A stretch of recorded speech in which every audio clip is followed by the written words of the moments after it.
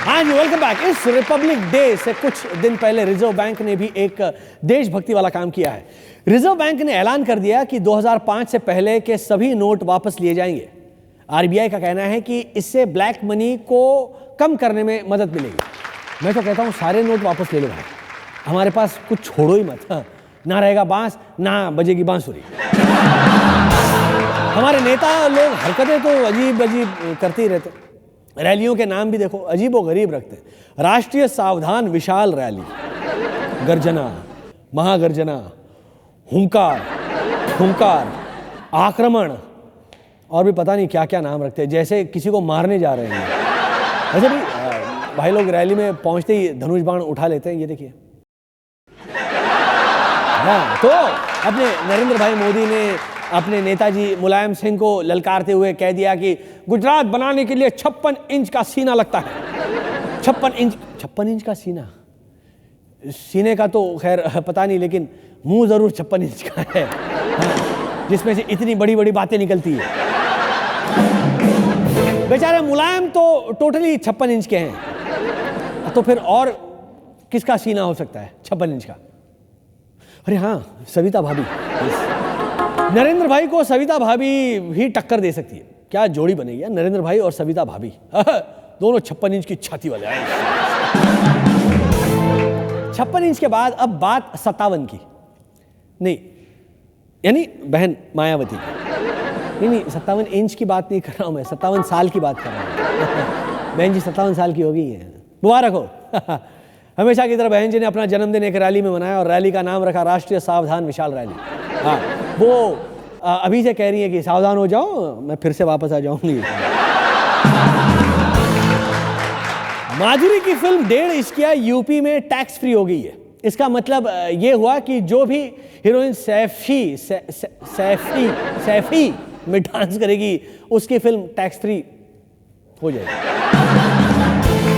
UP सरकार का एक और चमत्कार सुनिए। यूपी सरकार बलात्कार के केस को जनहित का मामला बताते हुए वापस लेने का मन बना रही है। बोलिए। जी हाँ, अखिलेश यादव की सरकार अपने एक मंत्री के खिलाफ रेप का केस वापस ले सकती है।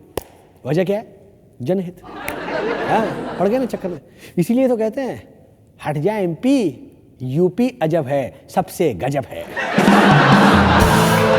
किस्सा यह है कि यूपी में मनोज पारस नाम के एक मंत्री पर 6 साल पहले बलात्कार का मामला दर्ज हुआ था।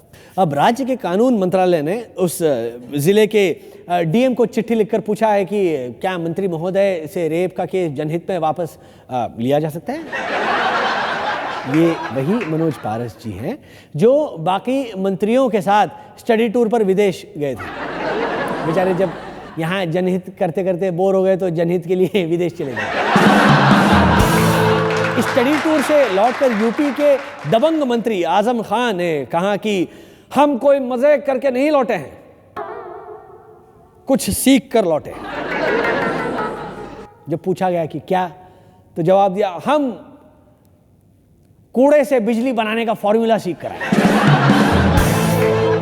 इसका मतलब अब सबसे ज्यादा बिजली यूपी में ही बनेगी क्योंकि सबसे ज्यादा कूड़ा वहीं पर है। यानी पहले कूड़ा पैदा करो और फिर उस कूड़े से बिजली पैदा। कमाल का आइडिया है, सबसे कमाल का। मुलायम सिंह यादव से याद आया, पिछले दिनों अभिनेता राजपाल यादव को 10 दिन की जेल हो गई। जी हाँ, राजपाल पर 5 करोड़ रुपए की वसूली का मुकदमा चल रहा है। दिल्ली के एक बिजनेसमैन ने आरोप लगाया है कि राजपाल फिल्म अता पता लापता के लिए मुझसे 5 करोड़ रुपए उधार लेकर मुकर गए। यानी लेने वाले का कुछ अता पता नहीं, वो पैसे लेकर लापता। वैसे उस फिल्म का भी पता नहीं चला था बाय द वे। हाँ, वो भी रिलीज होते ही लापता हो गई थी, बिल्कुल अपने डायरेक्टर राजपाल की तरह। ये भी सुनिए, महाराष्ट्र के मुख्यमंत्री पृथ्वीराज चौहान ने कहा है कि मेरे राज्य में किसानों की आत्महत्या में 50% की कमी आई है। चौहान साहब, अब मने को किसान बचे ही कहाँ हैं? अब तो टोटली 50% बचे, बाकी तो पर लोग सुधार गए बेचारे। यानी आपका महाराष्ट्र बिल्कुल एक आदर्श राज्य बन गया है। आगे आपको ले चलूंगा एक कवि सम्मेलन में, जिसमें कवि पर अंडे और लाठी डंडे सब चल गए। ऐसा क्यों हुआ? कवि महाशय ने ऐसा क्या कह दिया? ये सब इस छोटे से ब्रेक के बाद बताऊंगा आपको। कोई दीवाना कहता है, कोई पागल समझता है। वाह, कहाँ थे इतने दिन, कहाँ थे, कहाँ मरा रहे थे?